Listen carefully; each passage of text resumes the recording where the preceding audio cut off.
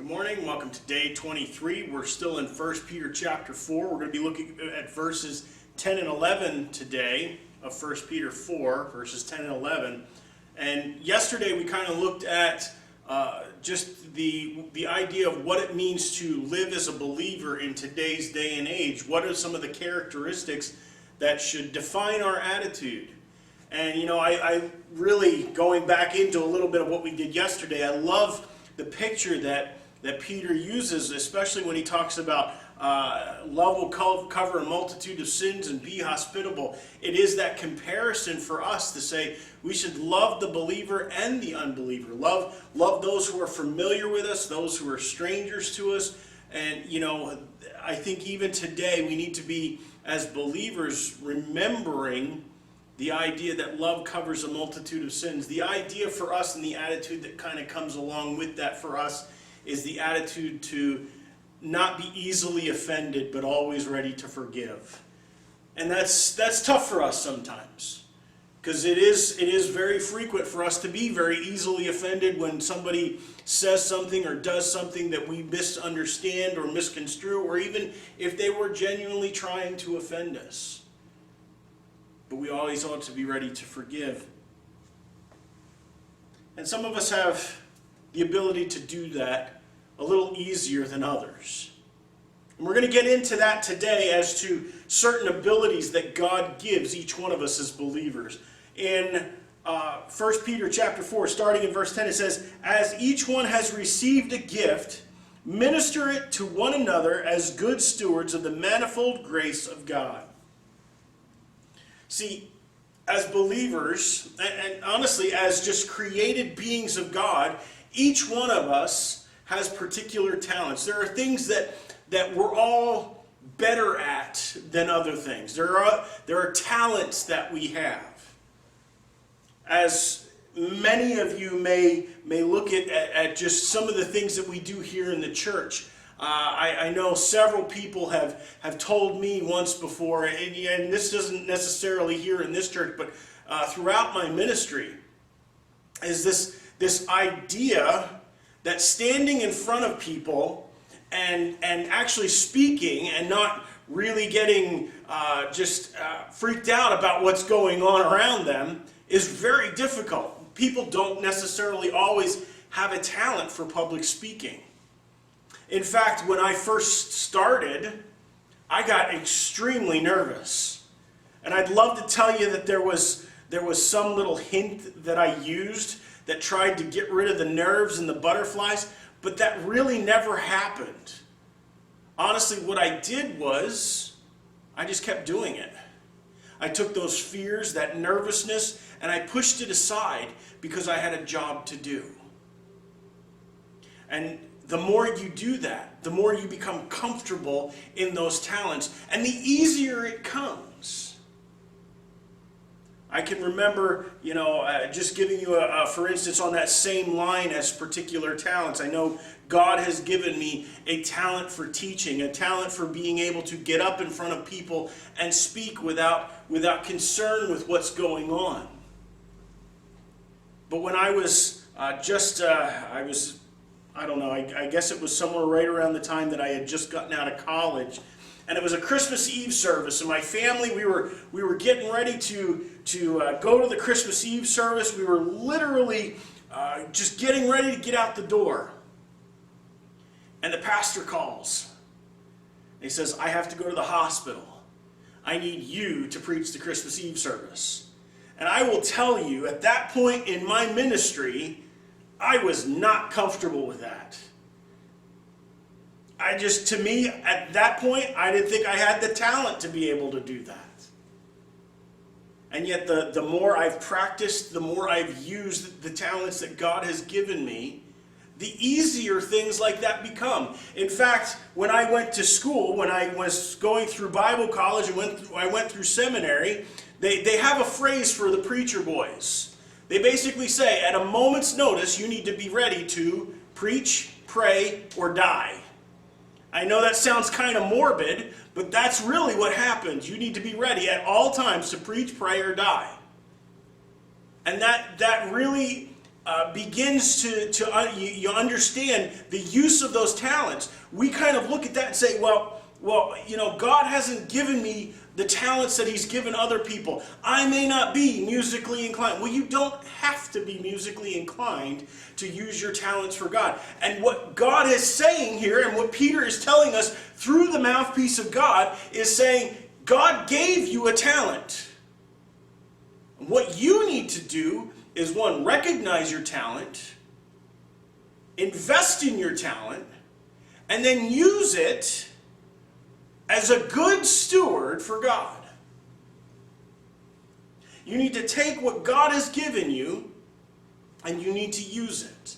For some people that is musical ability. For others it's the ability to teach. Or for some others it's like the ability to get up in front of people and preach. For others, it's a matter of being hospitable. For somebody else, it is the gift of visitation and being able to go and see people and relate to people. For other people, it could be any number of things. Whatever it is that God has given you as a talent, you need to use it for Him.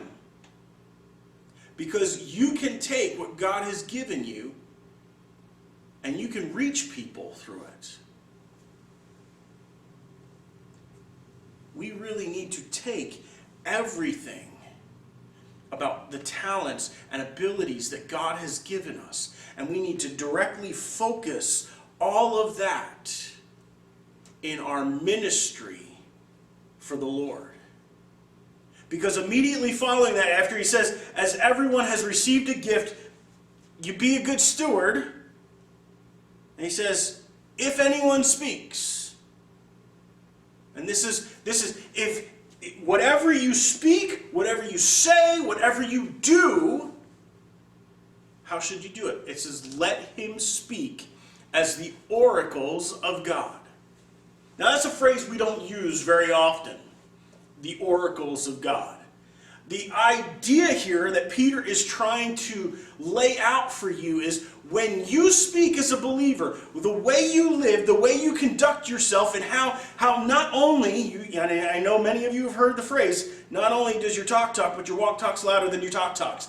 You have to understand that your speech and your actions say something, and if you're going to say something, then you need to speak as the oracles of God. In other words, you need to speak as if it came directly from the mouth of God. That means all of our speech and all of our actions need to be as if they came directly from the mouth of God. And I will tell you that one of the biggest areas that many people fail in today's day and age is through social media. People fail miserably here because they don't think about what they post. They don't think about what they're saying. They don't think about what they're projecting to the people around them. And even so, on the internet, once it's on there, you've projected it to the world. We are to speak, and every time we speak, every word we write, every word we say, every action we do ought to be, in our thinking, it ought to be, does this come from the mouth of God? Would God be embarrassed by what I'm speaking? Would God be embarrassed about how I am conducting myself? Because I am to be a representative of Him. Please be very careful.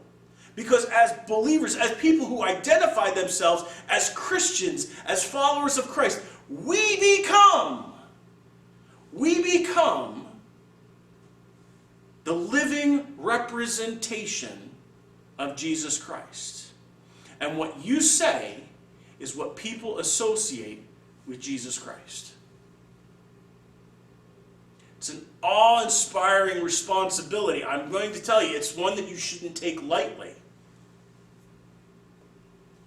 But we need to be very careful and very thoughtful about how we live and how we conduct ourselves. And he keeps on going in verse 11. He says, and if anyone ministers let him do it as with the ability which God supplies, that in all things God may be glorified through Jesus Christ, to whom belong the glory and dominion forever and ever. Amen.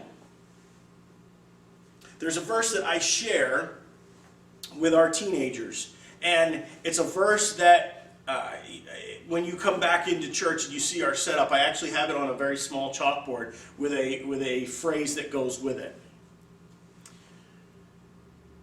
The phrase that I have that goes with it is, are you all in? Are you all in? And the verse is 1 Corinthians 10:31. And I memorized this verse as a teenager. Honestly, it was the camp I went to every year used this verse as their theme verse. And it is a wonderful verse. It is, honestly, it's one of those verses that really helps you center your attitude and action on how you conduct yourself for Jesus Christ. 1 Corinthians 10:31 says, whether you eat or drink or whatever you do, do it all to the glory of God.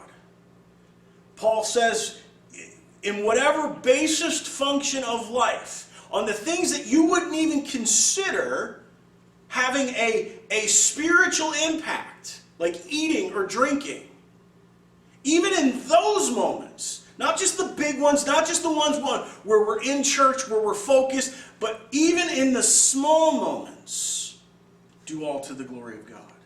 Even when you post something on Facebook, do all to the glory of God. Even when you reach out to your neighbor in time of quarantine, do all to the glory of God. Even when you speak of our political spectrum, do all to the glory of God. Everything about our lives ought to be done not for our desires, not for what we wish things to be, not for us to fulfill the lust that's in our hearts, but for the desires and glory of God. It goes far above what we would think as normal, as what we would think as what is appropriate. Because in our sinful flesh, we have moments that are appropriate for that, and we have moments that are not. We compartmentalize our lives, where God becomes seriously important to us when we're here at church, or seriously important to us at specific moments in our life. But he doesn't become seriously important to us at the small moments. His glory doesn't concern us in every moment. And that's exactly what 1 Corinthians 10:31 really requires us to do. Whether you eat or drink or whatever you do all to the glory of God. So the challenge today is, 1, God gave you a talent. Are you using it? And 2, are you all in? Because if you're not, we got more work to do. We got to get in. We got to get our hands dirty. We got to do what is necessary, not for our desires, not to see what we think we can make the church become, or what we can make our world become, but what God can do through us. Not for the glorification of our church, not for the glorification of ourselves, but for His glory.